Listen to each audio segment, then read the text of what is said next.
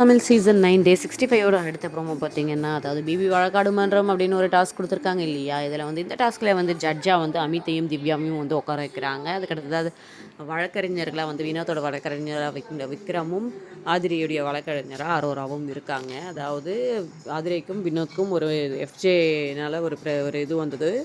அதுக்கான ஒரு வழக்கு தான் போயிட்டுருக்கு. வழக்கை விசாரித்த நீதிபதி திவ்யா என்ன சொல்கிறாங்கன்னா, எனக்கு ஆதிரைக்கு தீர்ப்பு சொல்லணும், இல்லை வினோத்துக்கு தீர்ப்பு சொல்லணும் அப்படின்றதெல்லாம் இல்லை. நான் சொல்கிற தீர்ப்பை வந்து மக்கள் பார்த்துக்கிட்டு இருக்காங்க. அதனால நல்ல தீர்ப்பை நான் தரணும் அப்படின்னு சொல்லிட்டு என்ன சொல்கிறாங்கன்னா, வினோத் உங்கள் மேலே இது பண்ண நீங்கள் ஒத்துக்கிறீங்களா ஏற்றுக்கிறீங்களான்னும் போது அவர் ஏதோ பேச ஆரம்பிக்கிறாரு. உடனே அமித்தும் திவ்யாவும் வந்து இல்லை நீங்கள் நடுவில் வந்து பேசக்கூடாது அப்படின்ற மாதிரி சொல்கிறாங்க. ஏன்னா வழக்கு முடிஞ்சிருக்கும்னு நினைக்கிறேன். இவர் அக்செப்டன்ஸ் இல்லை அப்படின்றதுனால அவர் அப்படி பண்ணுறாரு. அதுக்கடுத்ததாக பார்த்தீங்கன்னா வந்து நீதிமன்றத்தில் சலசலப்பு ஏற்படுது. மற்றவங்கலாம் பேசக்கூடாது அப்படின்றாங்க. நான் பார்வதி நடுவில் தலையிட்டுருக்காங்கன்னு நினைக்கிறேன். அதுக்கு பார்வதி நான் எனக்கு எப்படி ஜட்ஜ்மெண்ட் சொல்ல வருமோ நான் அப்படி தான் சொல்லுவேன் அப்படின்னு சொல்லிட்டு திவ்யா நீதிபதி சொல்கிறாங்க. அதுக்கு ஜட்ஜின்றதுனால தான் நானும் அமைதியாக இருக்கேன்ற மாதிரி ஒரு மாதிரி திமிராக தான் சொல்கிறாங்க.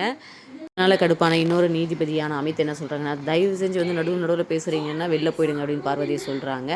நான் வந்து இந்த கோர்ட்டை வந்து மதிக்கிறேன் யுவர் ஆனர் அப்படின்ற மாதிரி பார்வதி சொல்கிறாங்க. அதனால் கொஞ்சம் விஷயத்தை கக்கிட்டே சொல்கிறாங்க. இது பார்வதி விசஸ் திவ்யான்ற மாதிரி முடியுமா அப்படின்றத நம்ம வெயிட் பண்ணி பார்த்தாகணும்.